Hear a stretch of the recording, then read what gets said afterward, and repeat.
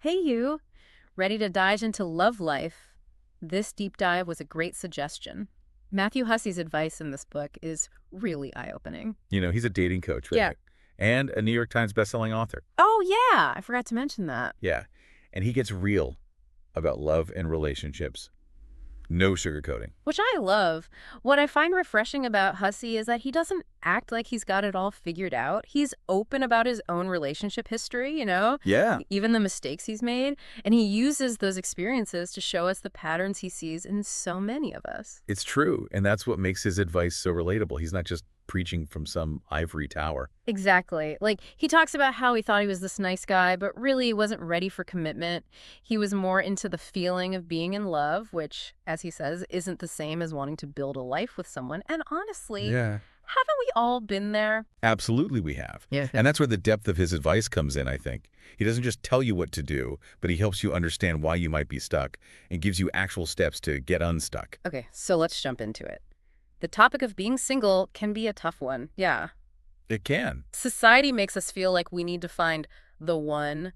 All our friends are coupling up, and then we feel like we're behind somehow. It's so true. That pressure is real. Hussey gets that pressure, but he flips the script in such a helpful way. How so? He says a good relationship should make you happier than being single, not just less lonely, happier.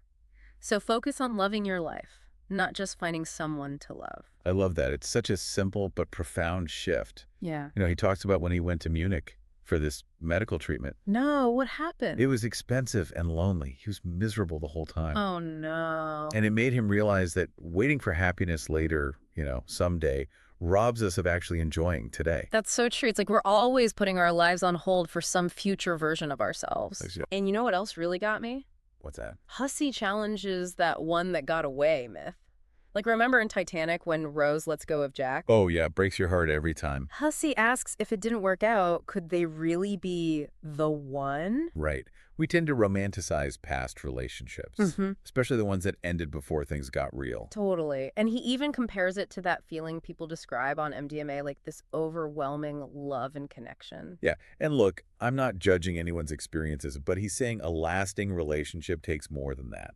It needs compatibility, shared values, the ability to handle life's ups and downs together. So true. And talking about building that foundation, Hussey actually challenges some of his own past advice. Like, remember how he used to tell women to drop the handkerchief, be more proactive, make the first move? Yeah, I remember that.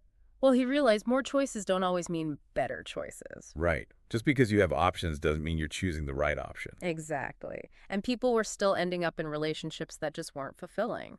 It's like that woman he talks about in the book, right? Yeah. Timed her breakup so she could be on stage at his event. Yes, that's exactly who I'm thinking of. It just shows how much emphasis we put on the start of a relationship, the spark, the chase, without thinking about the long term. And that's where those 4 levels of importance he talks about come in. Yes. It was a total light bulb moment for me when I read it. So he starts with level 1, admiration, that initial attraction, the wow factor. It's intoxicating for sure. It is. But he says it doesn't mean much for building something lasting. Nope, it doesn't. And then there's level 2, connection, where you start to vibe with someone, you have fun, feel like you get each other. But he's really clear that having a connection isn't a guarantee of compatibility on a deeper level. Exactly. Which brings us to level 3, which is such a big one. Commitment. This is where you're both on the same page about what you're looking for. Casual, serious. It's about having those honest conversations, no matter how awkward, to make sure you're both on the same path. It's essential to have those conversations early on, even if they're uncomfortable. And finally, we have level 4, compatibility. Okay, yes. Tell me everything about compatibility. This is the glue, Yeah. the secret sauce to making love last. Okay, I like where this is going. So it's more than just getting along. It's how you handle disagreements, how you support each other when things get tough, how you navigate the day-to-day stuff. That's what makes it work. So basically, don't get so caught up in the initial excitement that you miss the really important things. Exactly. Because what happens when that initial excitement fades? Hussey digs into that feeling we've all had, that moment when someone starts to pull away. Oh, tell me about it. It can really mess with your head. Yeah, it can really make you question your worth. Like, did I do something wrong? Right. Yeah. But Hussey has such a good perspective on this. He says a lot of times people pull away because they feel like they've overinvested too quickly. Oh, interesting. So it's not necessarily about us at all. Right? Not always. Think about it. No one wants to feel like they're signing up to be CEO of a company after one interview. It can feel overwhelming. Oh, I never thought of it that way. It makes total sense. Right. And this is where his advice is so helpful. Instead of chasing after them, he says to hit pause with confidence and grace. Okay, so what does that look like exactly? Well, he even gives a script for what to say. Oh, he's the king of scripts. I love it. What's the script? It's something like, hey, things have felt a little different between us lately, and although I've really enjoyed getting to know you so far, I think maybe we should hit pause, Hmm. as I sense you're busy in your life right now, and that, correct me if I'm wrong, we might not be looking for the same things. Wow, that's perfect. It just acknowledges the shift without blaming or accusing. So good. You're giving them a chance to step up or step aside. Which is all we can really ask for, right? We deserve that. And that actually reminds me of one of Hussey's biggest points. You teach people how to treat you by what you tolerate. Oh, 100%. If you're always the one chasing, you're basically saying, hey, this behavior is okay with me. And speaking of behavior, what about those people Hussey calls avoiders? I feel like we've all met a few of them. Well, for sure. But, he makes a point to say that most aren't master manipulators. They just have trouble with direct communication. Oh, that's interesting. So they're not necessarily trying to be shady. Right. They just might not be great at saying what they mean, so they give vague answers. Or they dodge the tough talks. Oh, yes. And then you're left feeling like you need to crack a code or something to figure out where you stand. Exactly. And the crazy part is, sometimes we're the ones avoiding those hard conversations too. Oh, why would we do that? Because sometimes we'd rather stay in a situation we know, even if it's not ideal, than rock the boat. That fear of the unknown can be powerful, even if the known isn't all that great. It's true. We cling to what's familiar, even if it's not making us happy. And we're back, diving into more love life. Where were we? Avoiders. Those folks who make dating feel like a cryptic crossword puzzle. Yes. And it can leave you in this weird limbo, right? Like dying to know where you stand, but too scared to ask. Oh, totally. But don't worry, Hussey's got us covered. He actually gives some really useful scripts, for those what are we talks. Oh, tell me he did, because those conversations can be so awkward. Yeah. But he manages to make it sound natural, Yeah. not like you're reading from a dating handbook. Yeah. The key is authenticity and directness, but respectful and safe, Right. I think that's the part we often mess up.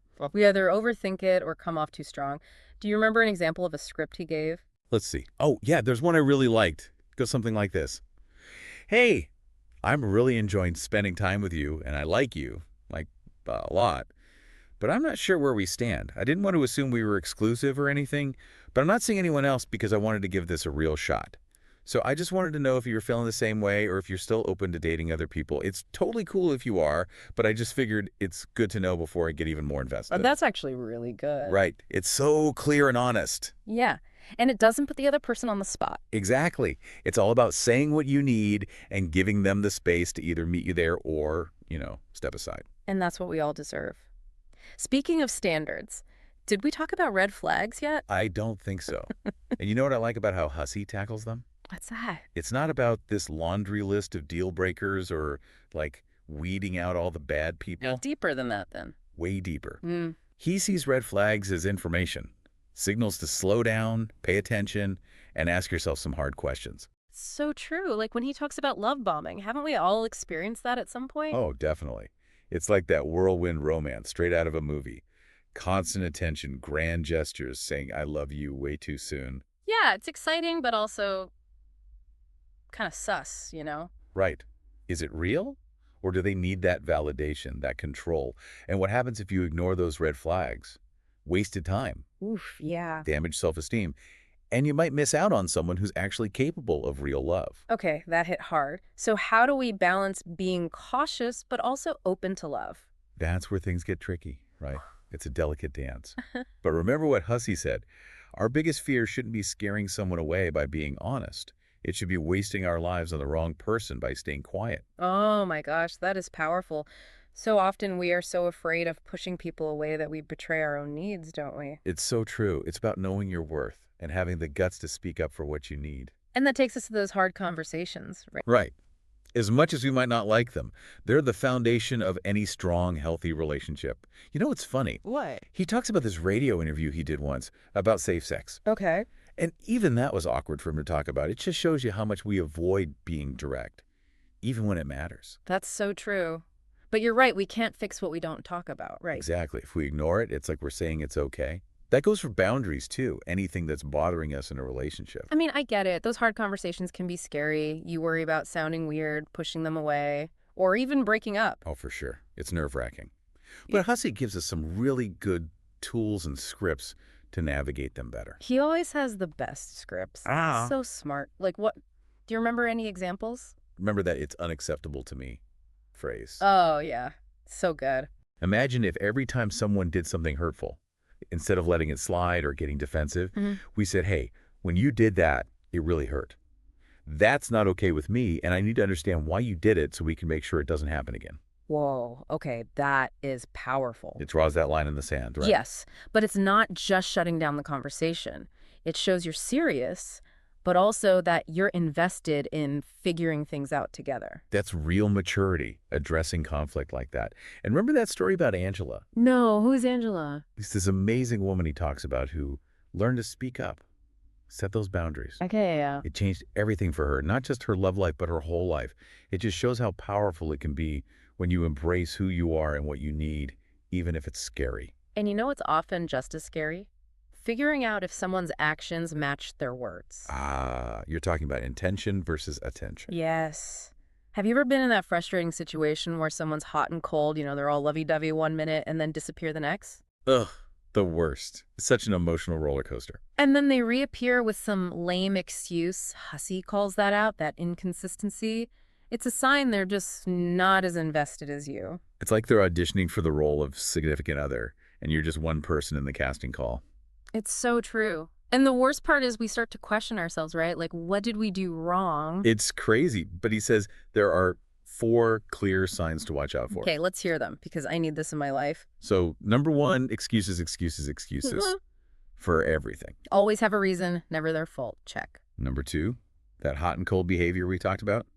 You never know where you stand. Oh, yeah, the mixed signals are the worst. Okay, what else? Number 3, they ghost you and then reappear like nothing happened. The audacity. Okay, last one. They're all talk, no action, big on plans but never actually follow through. Oh, been there. It's like they love the idea of you, but not the actual you, Exactly. They like to chase the attention but not the real deal. And that's where we have to remember what we deserve. Someone whose actions and words are aligned. 100%. And if they're not, you have every right to call them out. Hussey gives a script for this too, something like, honestly, I'm a little surprised you want to hang out. I haven't heard from you much lately, so I just figured we weren't on the same page anymore. Ooh, I like that. So simple but effective. It basically says their actions are speaking louder than words. Yep. And if they really care, they'll step up. And if they don't, their loss. Okay, tell me, how do we break this cycle of falling for those kinds of people? Well, that's where it gets really interesting. He gets into how our brains are wired for certain types of relationships. You mean like we're programmed to repeat the same mistakes? Sadly, sometimes, yeah. And we wonder why we keep dating the same person, just with a different haircut. But there are reasons for it. Okay, I'm all yours. Tell me why we do this to ourselves. He breaks it down into 3 things: scarcity mindset, familiarity bias, and what he calls staring at the wall. Okay. Scarcity mindset. I think I get that. Like thinking there aren't enough good ones out there, so we settle. Yes, you're holding on to whatever you can get, even if it's not really what you want. It's like that feeling when you're at the grocery store and they only have a few cartons left of your favorite ice cream. Even if it's a little dented, you grab it because you're terrified they'll run out. The perfect analogy. And then there's familiarity bias, that comfort we get from what we know, even if it's not good for us. Like those old shoes you love but give you blisters, but they're just so comfy. Exactly. You'd rather deal with the pain than try something new. Okay, so that makes sense. But staring at the wall, what does that even mean? Okay, so imagine this. The more you focus on not wanting something, the more it shows up in your life. Wait, what? How does that even work? It's almost like you're calling it in. He says it like this: the more you stare at the wall, the more the wall stares back. He even talks about how this played out in his own life, like with conflict. He grew up with a dad who had anger issues. Oh, wow. Yeah. He talks about that in the book. And he realized he was subconsciously recreating those situations as an adult, even though he wanted to avoid them. It's like he was so focused on not having conflict that he manifested it without realizing it. Okay, that's kind of freaky. Right. But here's the good news. We don't have to be stuck in these patterns. So, how do we break free? How do we rewire our brains, as he says? It starts with being clear about what you need in a relationship to feel happy and fulfilled. Oh, that makes sense. We have to know ourselves before we can even begin to know what we want in a partner, right? Right. What are your non-negotiables? What are your values? What kind of energy do you want to be surrounded by? Those are such great questions to ask yourself. I think we often go into dating without thinking about that, you know? And then we wonder why it doesn't work out. Totally. And just as important as knowing what you do want Right. is knowing what you're not willing to tolerate anymore. Oh, 100%. He talks about this woman, Tanya, who for years kept going for the same type of guy, the ones who were emotionally unavailable. Yeah. And she finally realized she wasn't being honest with herself about what she actually wanted. She was so scared of scaring guys off that she wasn't being her true self. It's like we dim our own light, hoping to make others feel more comfortable. And then, the moment she started expressing her needs and desires, guess what? She found the one. She found the one. That's amazing. Yeah, she's happily engaged now. It's such a good reminder that you teach people how to treat you. And that includes having the courage to say what you want, even when it feels scary. Okay, that is so inspiring. It's like vulnerability can actually be our superpower. Mm. And speaking of sometimes scary topics, Hussey doesn't shy away from the whole kids thing Oh, either. yeah, that could be a big one. Especially for us women who feel that pressure from society. Like, we've got to have it all before our biological clock runs out. And on their timeline, too, which never seems to be our own. The pressure is real. Mm-hmm. He's big on having those honest conversations with your partner about what you each want. Like, what are your timelines? What are your options if things don't work out the way you planned?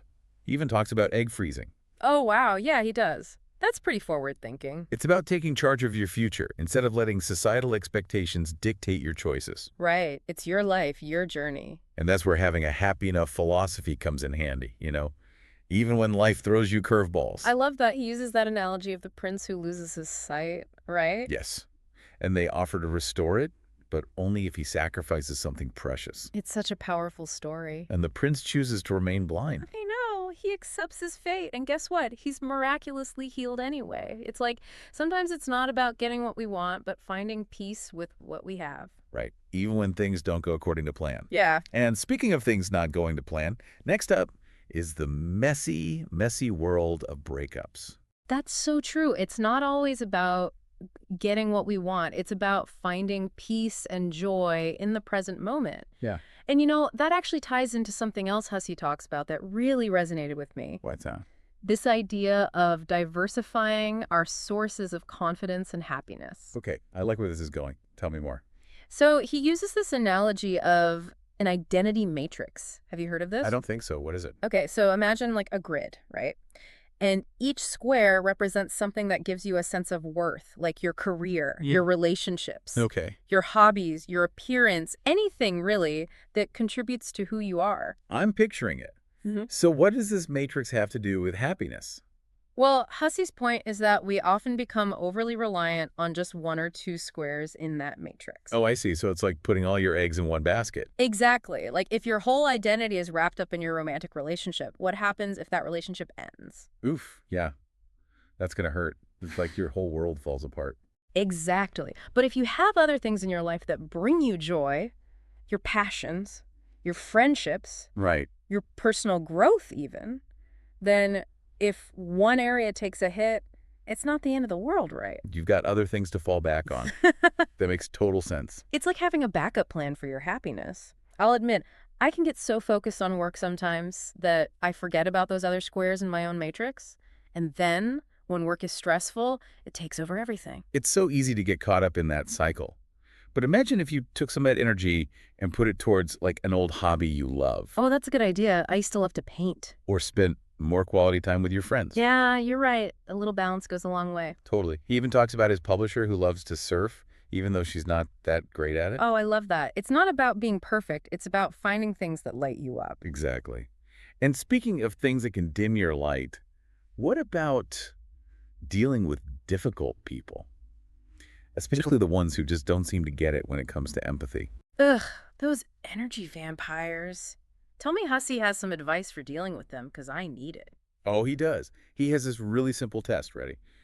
Think about a time when this person hurt you Okay, I have one in mind. and ask yourself, would I ever do that to someone else? Hmm, that's a really good question. And I mean, anyone, even someone you didn't particularly like. Wow, okay. No, I wouldn't.